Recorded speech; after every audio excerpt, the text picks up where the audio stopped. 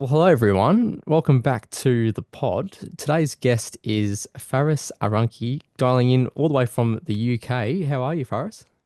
I'm really good, Didier. Really great to join you, the listeners, the viewers. And I love the fact that through modern podcasting, we can span continents. Likewise, likewise. And I've got very fond passion for the UK. Love my Premier League football.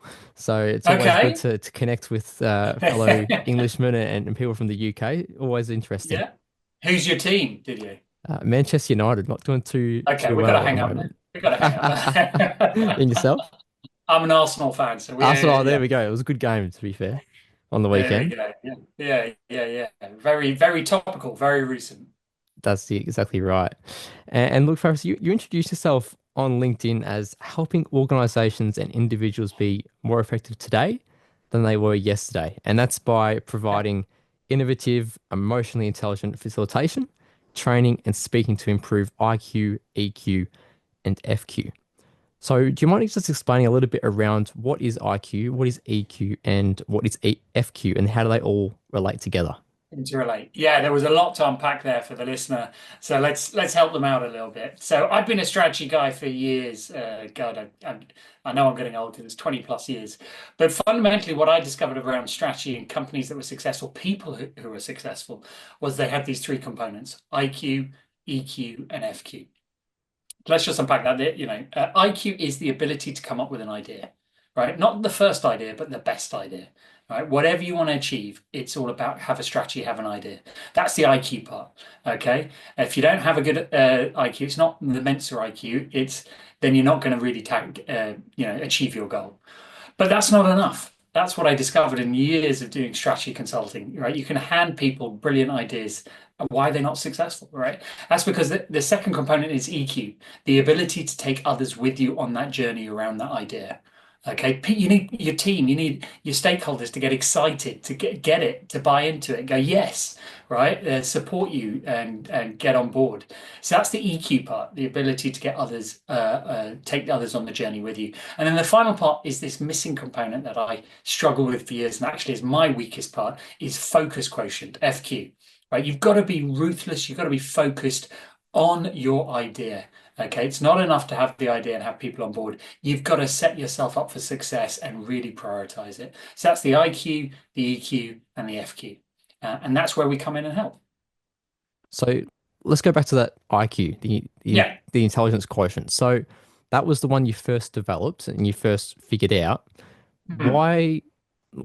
I suppose there's two questions interrelated with this. Why did it take a while for you to identify that there were these other quotients in there as well? And what were the triggers, I suppose, that kind of led you towards identifying the need for the EQ and the FQ within that as well? So it's not like I was unaware, but I was a strategy consultant, as I sort of alluded to. First of all, I Mm, worked in the big strategy team of a global energy company, and then I moved into strategy consulting, and I went all the way from analyst to partner. Okay, and that's where you were paid to be a big brain to write a strategy for another company. sure. Okay, and it was only I started to notice this in the early days that the strategies we wrote for them, they didn't actually seem to execute them. Okay. And I became more and more fascinated by this. As I got more senior, I began to do a bit of an audit and I go back to my old clients and say, hey, you remember that strategy you paid millions of dollars for? Have you done it? No. Right. All right. Why not?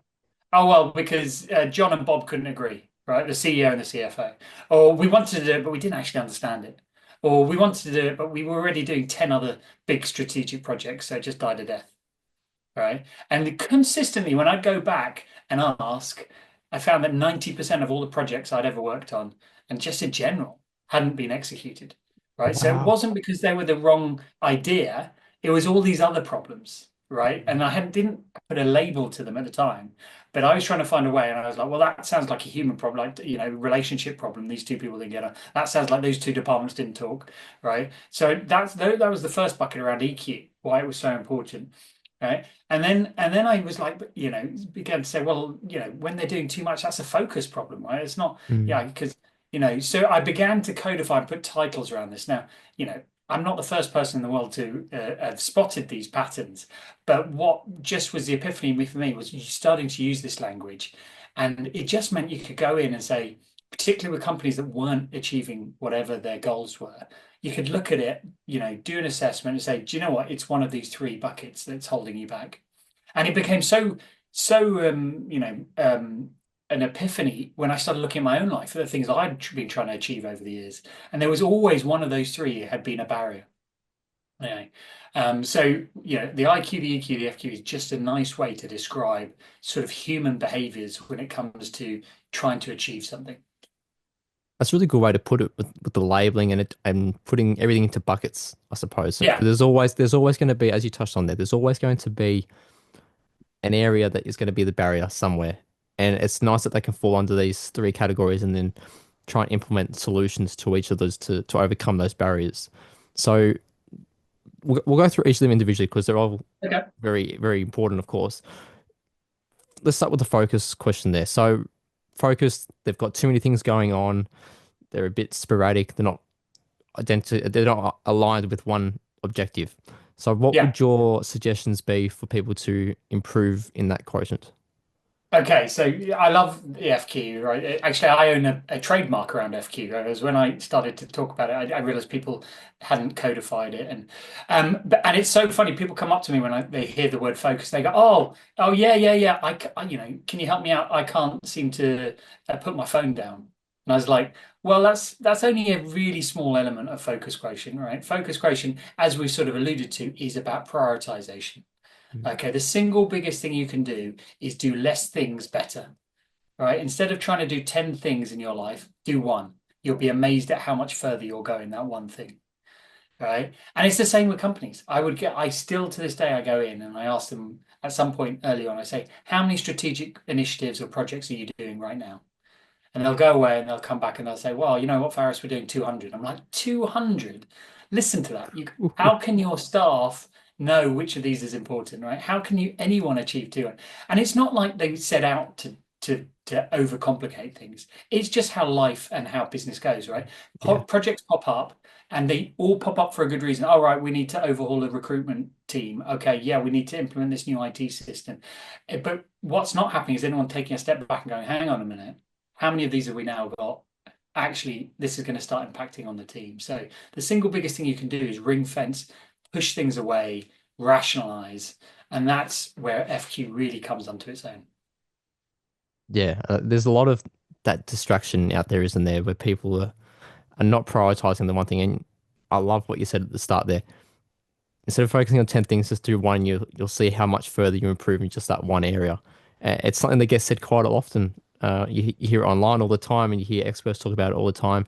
And yet, it's a thing that people kind of just let go over their head. Is that something you've seen a lot in the work that you've done? Oh, completely.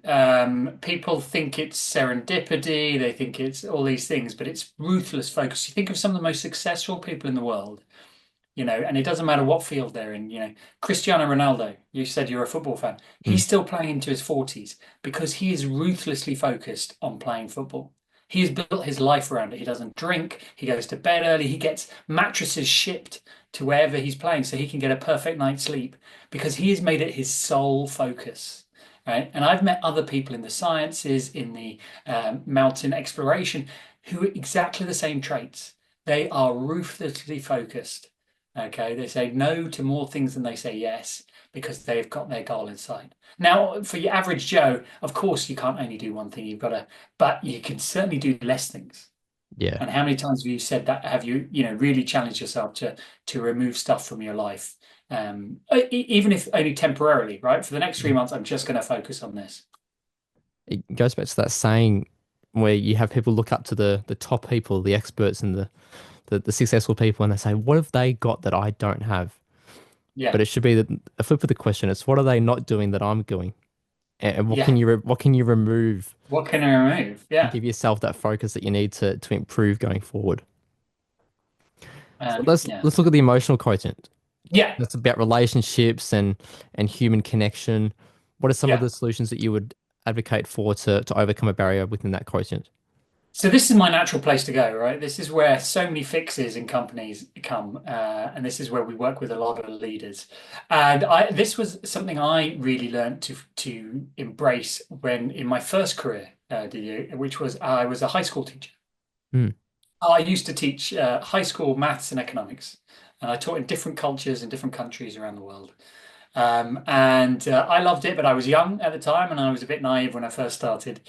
And I made the classic mistakes of people who are new to teaching. I tried to teach the kids in the way that I had been taught. And then I got frustrated when they didn't learn. Sure. And it was one day I was running my class and I wasn't getting very far with the kids and my voice was getting louder and louder. I didn't realize it. And my boss came in and he sat at the back of the room. And then when the class finished, he said to me, "What are you doing?" I said, "I'm trying to teach these kids." He said, "No, but what are you doing? You're just shouting at them." He said, "Which one of you is the adult in the room?" I was like, "Me." And he said, "Which one of you should have the ability to flex? Is it you or them?"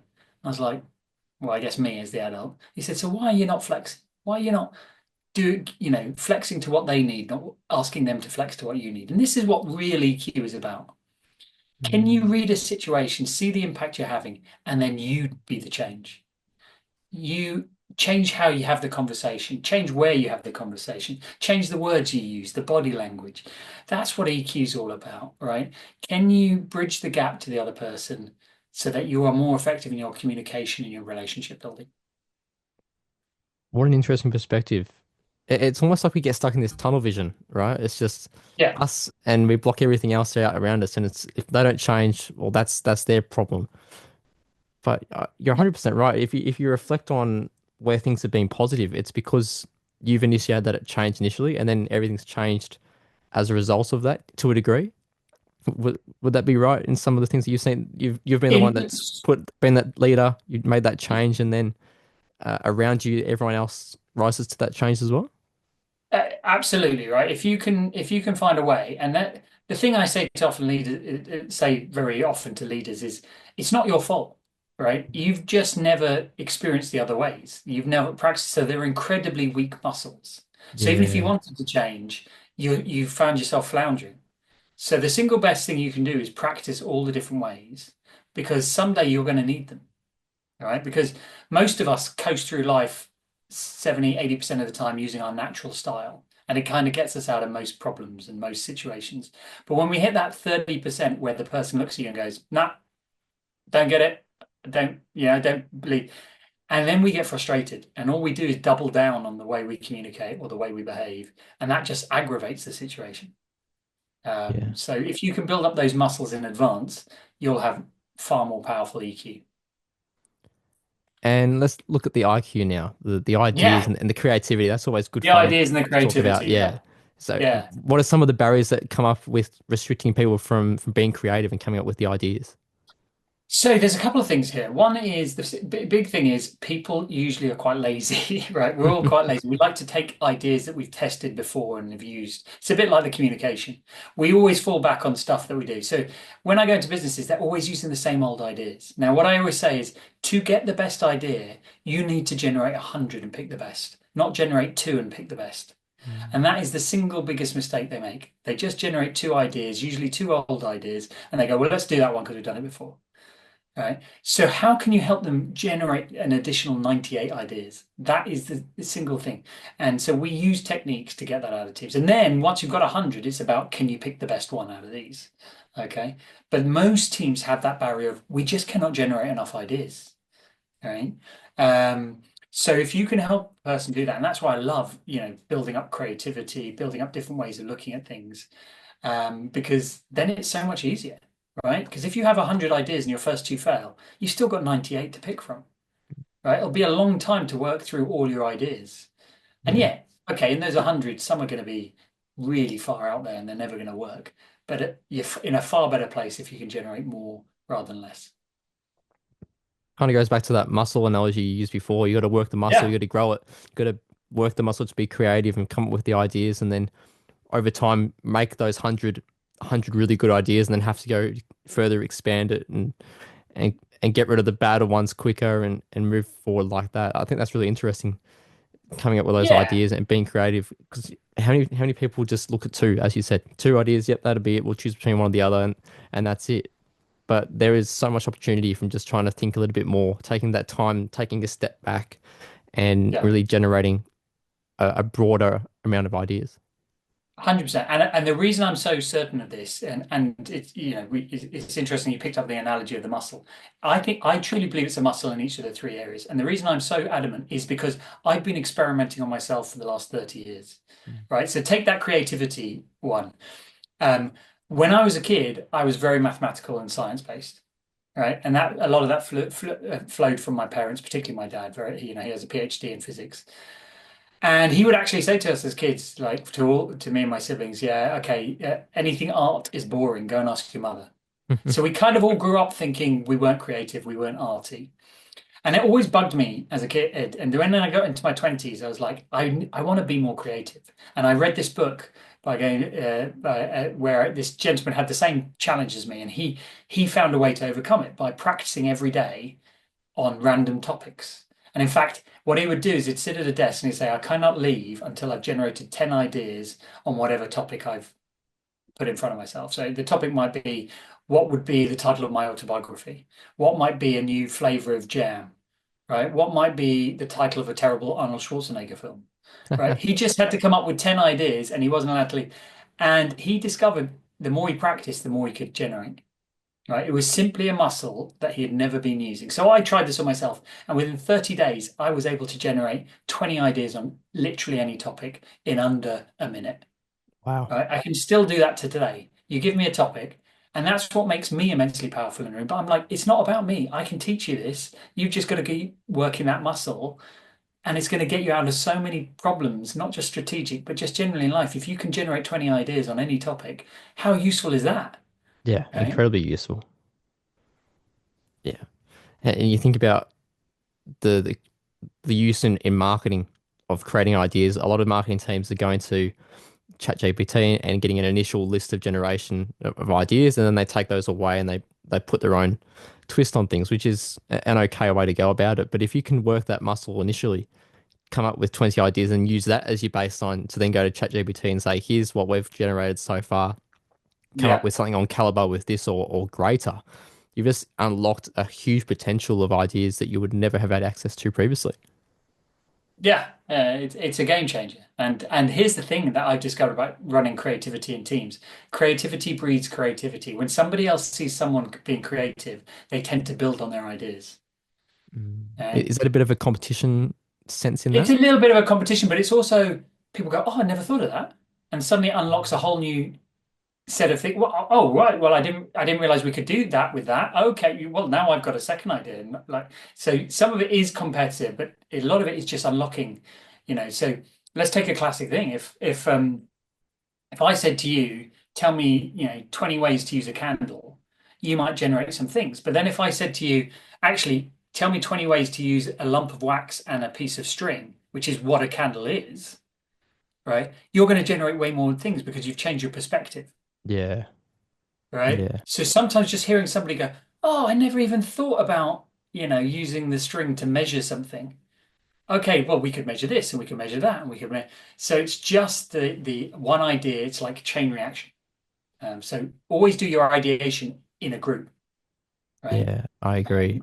To get That more. that candle example there, very similar to another one that I've heard around a brick. It's like, what can you do with a brick? List as many ways Yeah, of using your brick, and it's like people just think initially it's a brick of concrete that you put on a building a structure out of, but then it's like, okay, it could be a brick of gold, it could be a brick of uh, water inside of a plastic container, it could be so many different things, and then each of those have their own use cases, and then they have their own use cases, and it compounds and it compounds, and if you can just come from a different perspective of things and just it unlocks so much more. yeah, yeah. And yeah, and that comes from really interesting places. There. Like I do a lot of wargaming with companies, which is you would take their ideas, their strategies, and test them. And the same thing happens every time I do it. The first round is really boring. We don't learn anything because people are thinking how they've always thought. And so what I'll always do, beg your pardon, is find a group of people who think differently. It might be graduates, it might be shop floor employees, and I'll put them in a team against their bosses and I'll say, your objective is to win. There are no rules, right? And we'll give them the same set of information. And they always look at it differently. They're like, well, why don't we lock up the bosses, or why don't we storm the office, or why don't and when you present these, And the bosses go, well, hang on a minute, that's not fair. They're cheating. Or like, we're not cheating. This is a theoretical war game. You can do whatever you like. We're here to test strategies and ideas. Mm. And suddenly they go, oh, right, if they're doing that, we're going to do this. So it's the same thing. Sometimes you've got to kick somebody's creative ass into gear. Yeah, agreed, agreed. So a lot of the approach so far we've spoken about is related to strategy and strategic Yeah, development and implementing that strategy moving forward.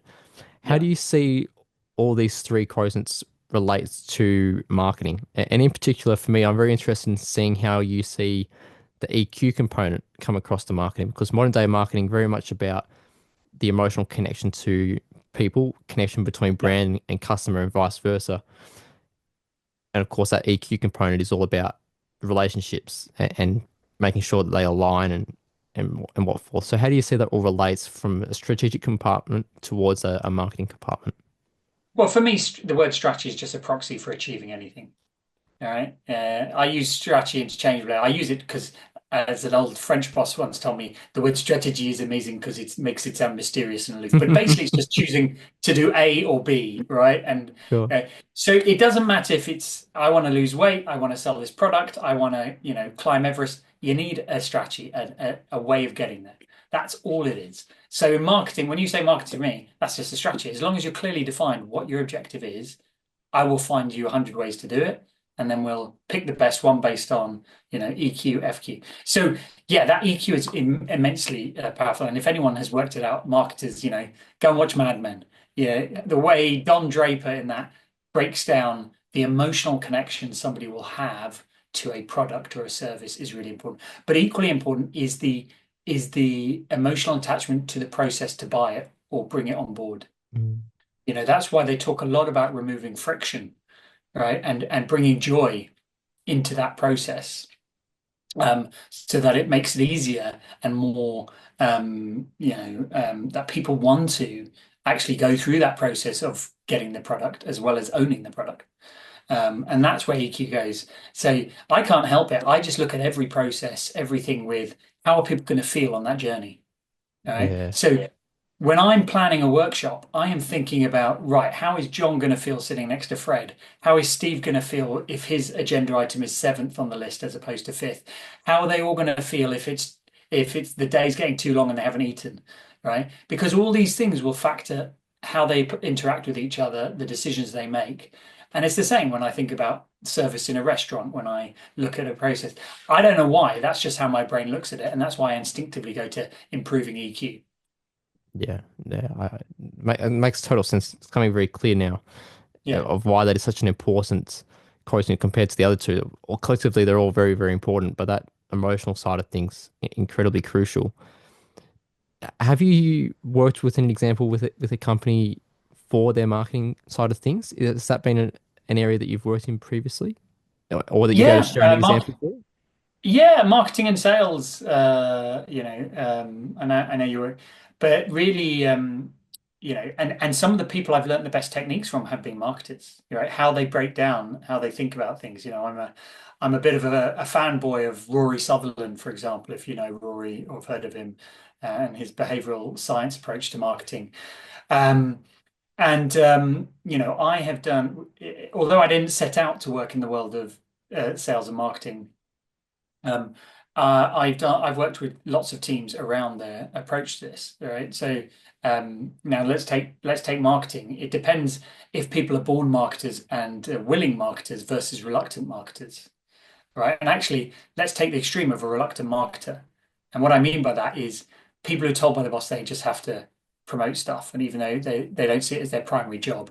Now, that's often what happens in call centers, for example. So I've early on in my career, I managed teams in call centers who thought they were there to do customer service, but actually a large part is market the services of the company while you've got somebody on the phone. Okay. Mm. And a lot of these people found it really hard because they're like, that's not my job. I don't like that. I'm not a salesy kind of person. I'm not a marketer. Right. And this is the bit about EQ that people don't realize is a lot of it initially sits with you as the salesperson. Forget about the emotions you're creating on the other side. What emotions is this having on you? And do you have to sort of puff up your chest and go, God, I've got to do this, right? Because if Yeah. so, it's likely going to fail. Yeah. right? If every time, so that's where EQ always starts. If you read all the literature by Daniel Goleman, Travis Bradbury around EQ, it always starts with you. Are you aware of your own emotions when you approach a situation? Can you control them? Mm. If not, don't even worry about other people. Start there. So that's often where we work with teams who are marketers by accident. We have to blow narratives away in their head. We have to change their behaviors and their awareness of the impact they're having when they're going to try and market something. That makes a lot more sense now. And it goes back to what we touched on at the start before, that tunnel vision, where it's all about us and we block everything out on the outside. But you do need to look after yourself first, especially in an emotional capacity. Look after yourself first before you look after everything else external to you. And what a great example to show that through the call center there. They're not a natural Yeah, marketer. They're not there to sell. That's not their job, but they're being forced into it. So how's that going to be a result for the company? It's not going to be very strong compared to if you had a team of people that were rallied to come together. That was what they liked doing. That's what they did on a daily basis. They've got 10 years of experience behind them. It's going to be a huge shift in results there. yeah, night and day. And it's amazing the things that move in the sales arena. I often tell this great story about a British sales team who had to sell car insurance outbound late at night. So picture this, they had to ring people at home while they're having their dinner and say, "Hey, do you want car insurance? You never heard from me." Obviously, what happens most times, people just hang up on them. Sometimes they get really angry. Mm. So they wanted this team's performance to improve. So they got them all in, and they were following a script, and they said, "Look, we want to do an experiment for the next 6 weeks. You are just going to do your jobs exactly as you're doing. The one change you're going to make is you're going to do it in an American accent. Okay, Oh, on the right. change. All right. So 6 weeks, they let them do it. They then looked at the stats after 6 weeks, and every single member of the team had improved their sales performance. Wow. The Okay. lowest performer by 25%, the top performer 5 times. Right? And they pulled them into a room and said, "Hey, what's going on? Why did this happen?" Right? And they listened to the calls. And it turned out that British people see Americans as more confident. So just by being told to put on an American accent, all of the team suddenly would take no less often from the people they were speaking to. They would be a bit more forceful. They'd be a bit more innovative, right? All by that simple trick. Now, again, life is an experiment. I heard this while I was working in a call center. I tried it on my team. It worked. And I was like, that is amazing. All I've done is change a narrative, flicked a switch in a head, change the emotional connection to that. And suddenly I've got this uplift in performance. Imagine where else I could use this to get more out of myself and teams. They probably had more fun making the calls as Yeah. well because a little bit of a gimmick. Oh, we're going to put on this accent and act like a different person. Probably had a bit of fun involved with that. And then because of that, all any stress or fear that they may have had just released out of their body, any of that Evaporated. Yeah. tension, and Yeah. the cut through in their discussions were probably much clearer. Yeah. And let's be clear, apparently some of the accents were terrible. These guys were so it didn't matter on the quality of the accent. It was the impact it had on them, not on the other person listening. Yeah, yeah, Yeah. bringing that confidence through. Love it. Hmm. You've worked across a number of different industries. What would Yeah. you say are some of the common leadership traits that you've been able to see in the most successful leaders that you've worked with across all those industries? So it's great. It's great work hopping from industry to industry, right? Because you do get that perspective. And I think the commonality that I see in leaders who are successful or can get the best out of their teams is one is a natural curiosity, right? They don't walk into a room assuming they know the answers. They ask more questions, even if they do eventually know the answer, right? That they use it really skillfully to engage the team as well as generate more ideas, right? They listen far better than anyone I've seen, right? It's one of the key skills in life that underpins EQ. And then the third component that I see is that sort of ruthlessness around, nope, we're not doing that. They say no just as often as they say yes. Um, and it's so powerful, and you will spot these people because what it turns out, having worked with a lot of them, they apply these things interchangeably across their personal life as well as their professional life.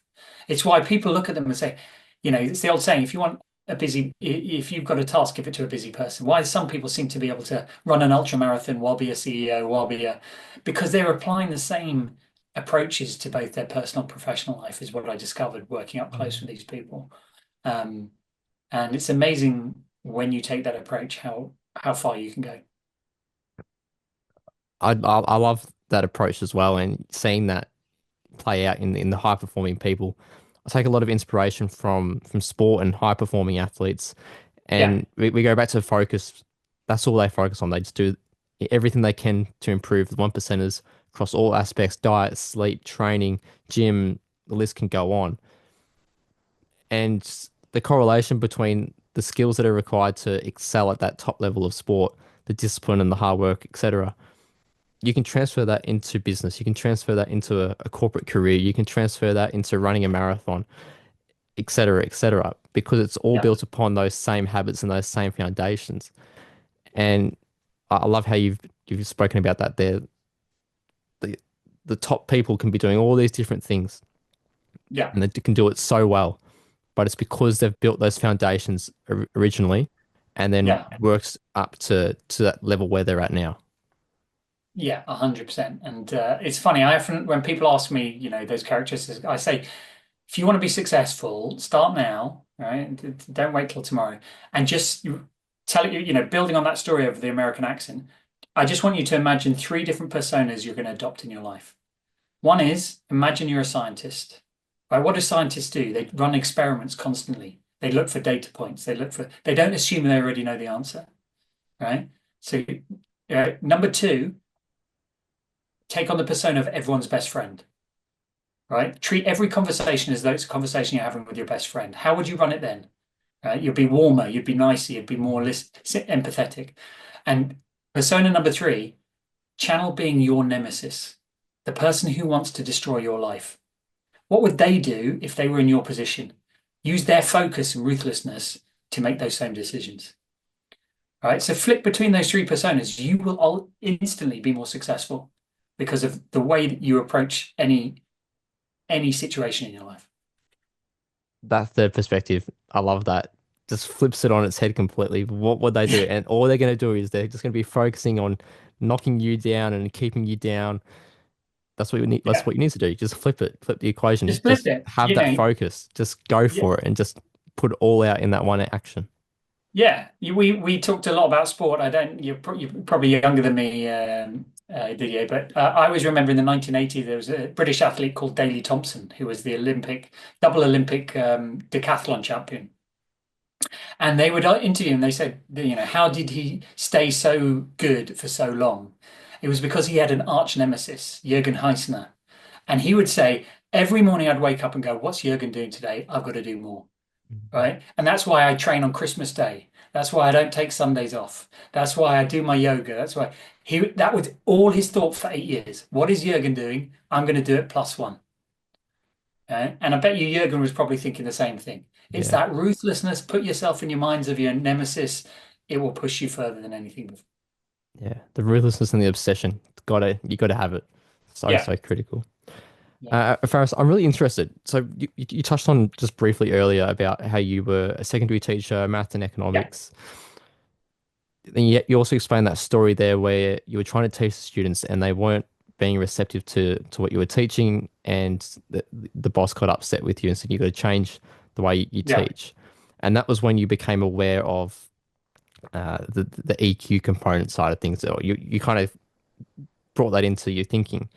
Was that the moment that kind of sparks the fire for your ambition to move out of teaching it and move into business and this side of things, or was there another moment that kind of brought on that transition? The reason I'm laughing is, first of all, I'm a storyteller, right? And if you look at Hollywood, people like to hear dramatic stories, i.e., one inflection point where suddenly the road to Damascus, the hero suddenly has this thing. The reality is, I am just as consistently inconsistent as any other human. I Mm, probably had about 20 signals before then that I ignored. sure. Right? I could tell you 20 other stories from before that time that also taught me roughly the same thing about EQ and the need to flex. Um, but it's either a very pivotal thing or it's a combination that just reach a tipping point. But yeah, that certainly was a major point on my journey. And actually, it was reinforced when I moved from teaching, after I'd had enough and I wanted to make a switch into the business world. And I found that incredibly hard. And my solution was to flex how I communicated. Actually, what I'd learned in teaching helped me make that transition, which initially I'd hit this bridge. But it was only after I experienced massive failure, 30 jobs rejecting me, Mm. that I stepped back and go, what, hang on a minute, what am I not doing here? I can bridge this, but I need to do something. And it was change how I communicate to these companies about what I do.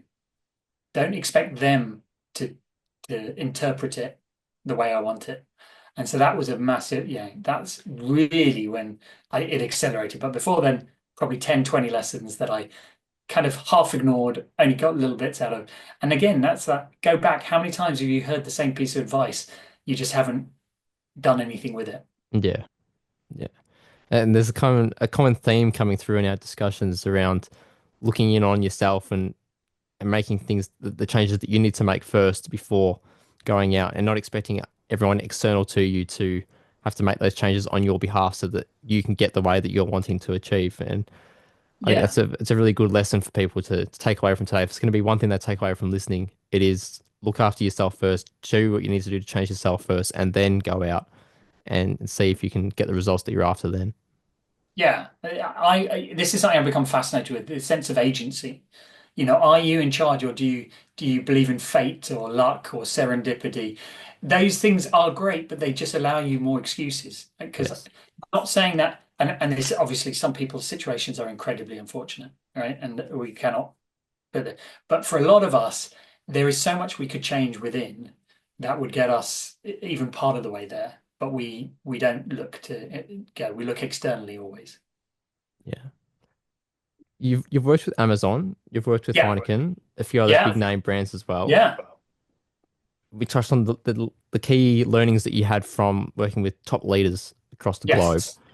In Yeah. terms of these businesses as a whole and these brands as a whole, what would you Yeah. say the lessons that you took away from them working with their teams in these large corporations that you could have implement within smaller brands as well? Yeah, great question, right? So in the big organizations, so just for context, two-thirds of our work is with big corporates, right? And with these big it's kind of like trying to turn an oil tanker, right? You can see these things, they're so obvious, the silos, the politics, but trying to change it takes a long time, right? It's much harder grind. So you're doing a lot around EQ and focus in those EQ. Now, in the smaller organizations, much more collegiate. They're much more rapid. You tell them an idea in the morning, by the afternoon they're doing it. But where their Achilles heel is the focus, right? Mm. Big organizations, because they're big, put in processes, put in systems to ensure adherence to process, right? Which in turn gives focus often, right? Or more than you'll find in a small business. So where you're trading the sort of the ability to be agile with a lack of focus.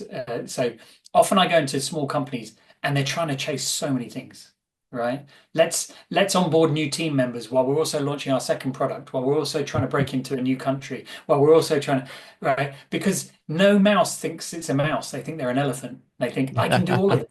And the single biggest thing we can help them with is apply some of those processes without suffocating or just saying no, Mm. right? Being a bit like a parent, say, no, you're not allowed to do these 10 things anymore. You have to pick two.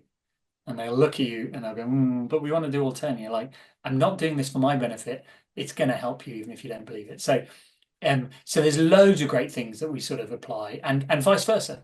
I'm often taking ideas from the small teams back up. I'm immensely grateful that Amazon's a client. They've got so much great research on how to run a meeting that I apply in practically all my other clients nowadays.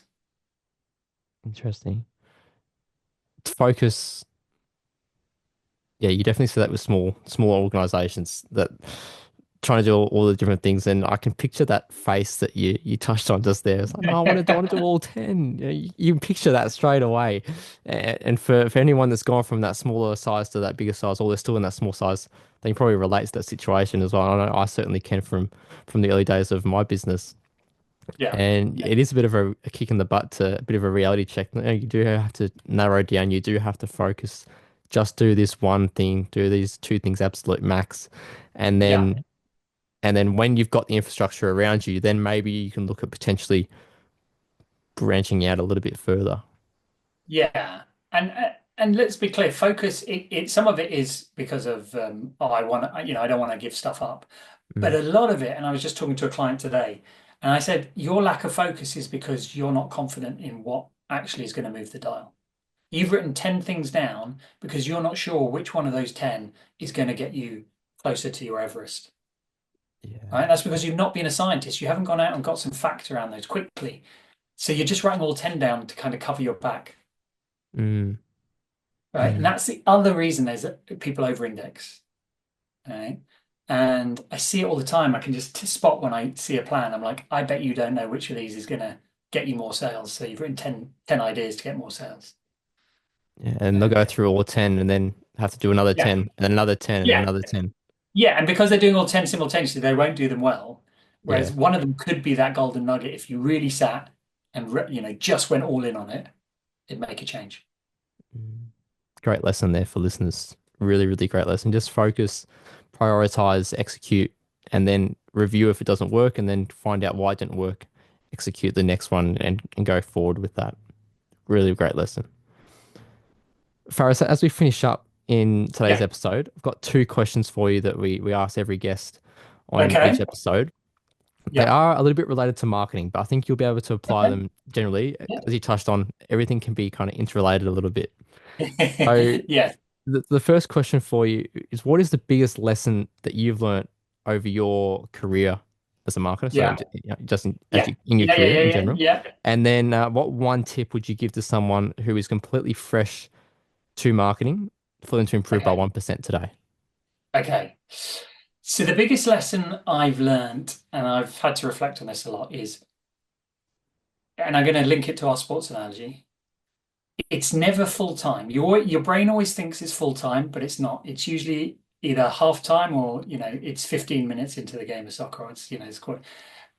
Don't let your brain fool you that it's full time. What I mean by that is often when things go wrong, we we go get all despondent and go, that's it, I failed. But it's so many times we just haven't looked at it long enough. We haven't looked at it in the right frame. Right? So many times in my career, I thought this was the end. Right? Oh, I felt doom and gloom that I hadn't achieved something. Little did I know that there was a stepping stone onto the end of the game. So don't draw the full-time score too early, if people get my analogy. And what's the one thing I'd do differently? Because of that, I would slow down a bit. Right. In my early career, I was didn't matter when I was a teacher or when I was in consulting, I was so eager to get to the next level, get that promotion, get that pay rise, that I actually probably burned some bridges trying to get there. And in the grand scale of things, when I reached 40 and looked back, yeah, some people had got there 6 months earlier or a year. It didn't really matter. Right.